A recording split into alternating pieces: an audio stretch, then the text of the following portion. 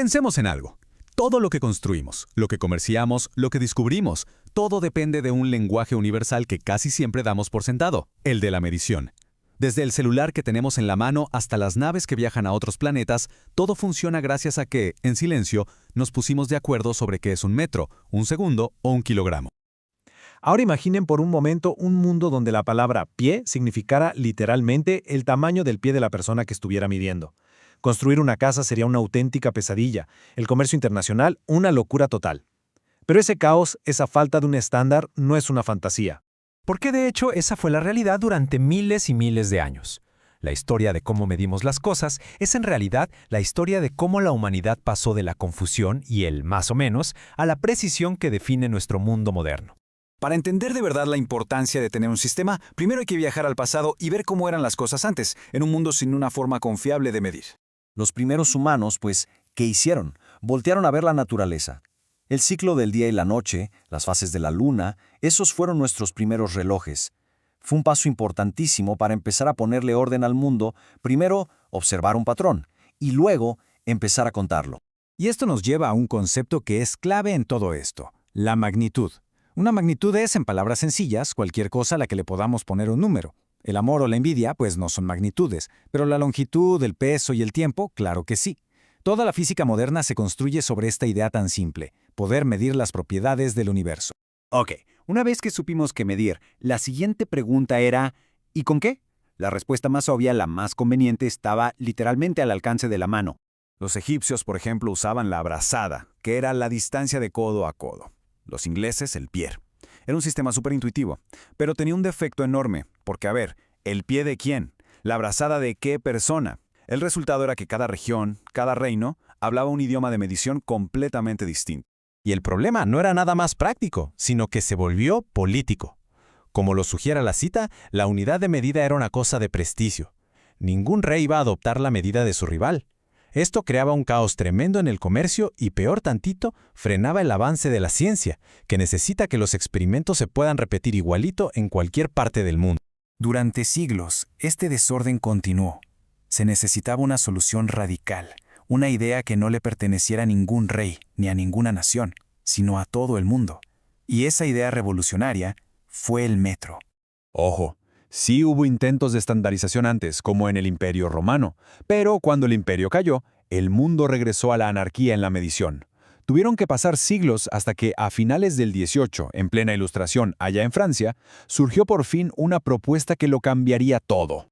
La genialidad del sistema métrico se basaba en dos pilares. Primero, sus unidades no iban a salir del cuerpo de un rey, sino de la mismísima tierra. Y segundo, todo, absolutamente todo, se iba a organizar en potencias de 10. Se acabaron las conversiones raras. 1 kilómetro son 1000 metros, 1 centímetro, una centésima de metro. Simple, lógico. Y esta es una ilustración perfecta de ese primer pilar. Se tomó la circunferencia de la Tierra, se dividió y de esa división nació el metro, una unidad de medida para todo el mundo, sacada del propio mundo. La idea fue tan potente que naturalmente evolucionó. El sistema métrico se convirtió en la base de algo todavía más grande, el estándar global que hoy rige la ciencia y el comercio en casi todo el planeta. Finalmente, en 1960, se dio el paso definitivo. La comunidad científica mundial se puso de acuerdo y adoptó formalmente el Sistema Internacional de Unidades, o para los cuates, el SI. Es el lenguaje universal que se usa hoy en casi todos los países. El corazón del CI son 7 magnitudes fundamentales: longitud, masa, tiempo, temperatura. A partir de estas 7, y solo de estas 7, podemos construir cualquier otra unidad de medida que se nos ocurra. Son, literalmente, los ladrillos con los que construimos toda la física. Para que estos estándares fueran súper precisos, se crearon prototipos físicos, como este famosísimo cilindro de platino iridio que definió lo que era un kilogramo por más de 100 años. Y aunque hoy las definiciones ya se basan en constantes de la naturaleza, este objeto es el símbolo de esa búsqueda por una referencia que no cambiara nunca. La verdadera elegancia de este sistema está en su estructura. Por un lado tenemos las magnitudes fundamentales, esos 7 pilares. Y por otro, las magnitudes derivadas, que salen nomás de combinar las primeras. Por ejemplo, ¿qué es la velocidad? Pues es longitud entre tiempo, metros por segundo. Todo el sistema es perfectamente lógico y coherente. A pesar de que el CI domina casi por completo, todavía existen otros sistemas, como el sistema inglés que se sigue usando en algunos países. Por eso, saber cómo convertir unidades sigue siendo una habilidad súper práctica y necesaria. Esta tabla muestra las diferencias clave. Fíjense, para longitud, el SI usa el metro, mientras que el sistema inglés usa el pie. Para masa, es kilogramo contra libra. Lo curioso es que en lo único en que casi todos coinciden es en el tiempo, el segundo. La belleza de un sistema estandarizado es que hacer conversiones se vuelve un proceso súper lógico.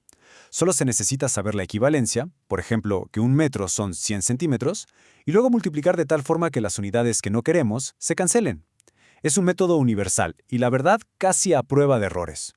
Así que la próxima vez que veamos la hora, usemos una receta de cocina o veamos el lanzamiento de un cohete, hay que acordarnos del largo y caótico camino que tuvimos que recorrer para ponernos de acuerdo. La historia de la medición nos enseña el poder que tiene un estándar universal. Y nos deja con una pregunta. Si pudiéramos estandarizar la realidad física, ¿qué otro caos de nuestro mundo podríamos ordenar si tan solo lográramos hablar un lenguaje común?